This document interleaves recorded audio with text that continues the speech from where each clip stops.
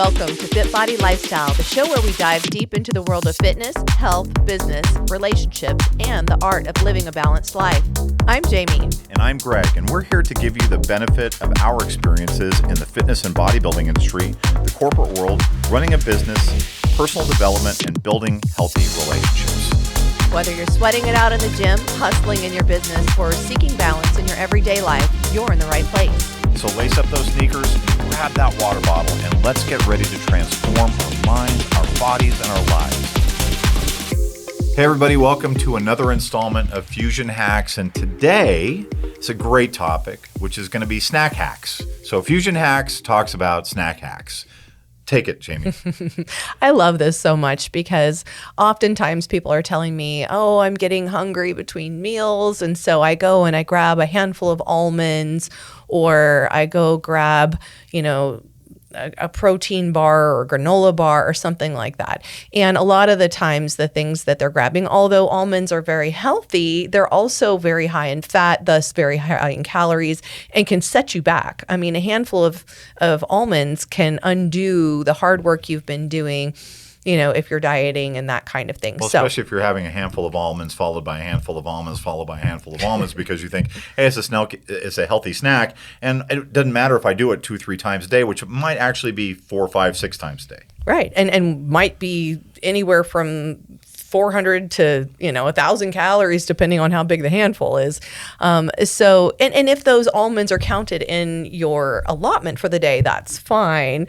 But what oftentimes I find people doing is that they're snacking outside of what they've committed to in terms of their diet plan or their macros, and that is where all of a sudden they're get to the end of the week and why have I not progressed? So one of the things that I suggest for my clients, and I think this is really helpful, is sometimes I call it break in case of emergency meal, or just your snack bag or whatever. I suggest that what they do is get like a half-gallon bag and fill it full of things that are going to be that they enjoy, but that are going to be low in terms of macros, and still account for those in your daily allotment, so you make sure that you're not going over. And some of the things that I suggest are, depending on what you like, of course, pick things you like. Celery, sliced cucumbers, the little mini peppers are really delicious. Jicama is great. You can even throw in some sliced apples or, a little bit of fruit in there.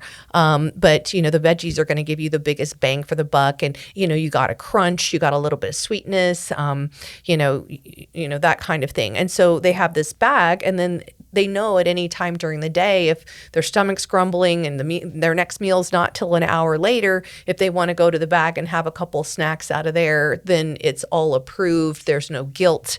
They're still making progress. And there's a lot of antioxidants and phytonutrients and good things in this bag of veggies. So to me, this is a really great way of helping control that desire to snack. And builds on one of our basic beliefs, which is the best way to avoid temptation is avoid temptation. So if you know that you're a peanut butter freak, then take the peanut butter. Don't buy a jar of peanut butter and think, you know what?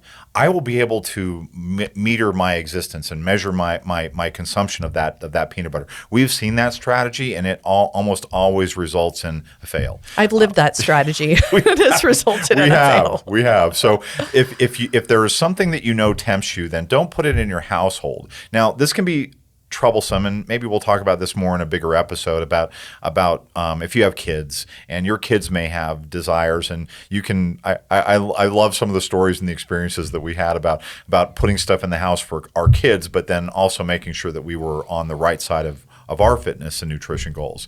But just for those people who don't know how this works, so we use MyFitnessPal as our primary foundational platform for macro allocation and management. There are other programs out there for sure.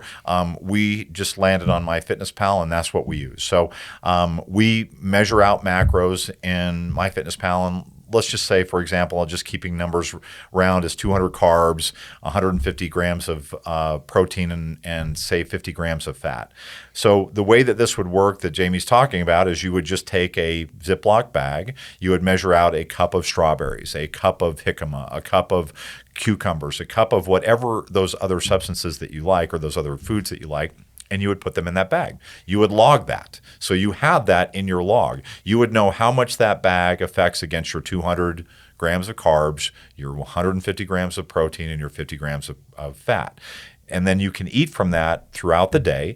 And at the end of the day, if you finish it, great. It's already logged in MyFitnessPal. If you don't eat all of that, then you can back out whatever measurement you did in the beginning of the day. So if you only eat a half a cup of the strawberries, then you just reduce that cup of strawberries to a half a cup of strawberries. But did I describe that correctly? Yes, I'm going to add a little something to the hack. One thing I would suggest is do all the bags for the week. So do them all at the same time. And then the easiest way to make this work is you're going to put that bag on your scale, on your food scale, zero it out, and then add in your strawberries and then zero it out and do it in grams versus in cups because it's going to be more accurate. Plus, you're not going to be dirtying a lot of utensils in order to do it. So you'll add in your strawberries, in that case, zero it out. Add in your cucumbers, zero it out. You can do the same thing if you're doing like a salad because a lot of times salads can be a little bit of a pain.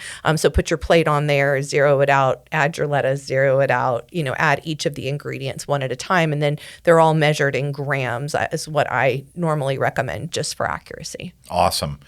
So that's our snack hack for our fusion hack. And as we come up with additional snack hacks that we can dispense to you all, we will do that. We'll include those in future episodes, whether it's a full episode of talking about those. Your nutrition has got to be consumable if it's going to be sustainable. So this whole notion of, suffer in silence and just do that, I guess that works for some people, but we have not found that it's sustainable over time. And we believe that the best systems are those that are sustainable. So thank you for tuning in to our fusion hack involving snack hacks. I love the hack. It's a hack attack. So anyway, you're a poet and don't know it. Something like that. Yeah. So everybody, you have a great day. Take care of yourselves. Thank you for tuning in to FitBody Lifestyle. We hope today's episode has left you feeling motivated and equipped to tackle your fitness goals, business challenges, and the daily dance of life. Remember to value progress over perfection. Life's tough enough alone.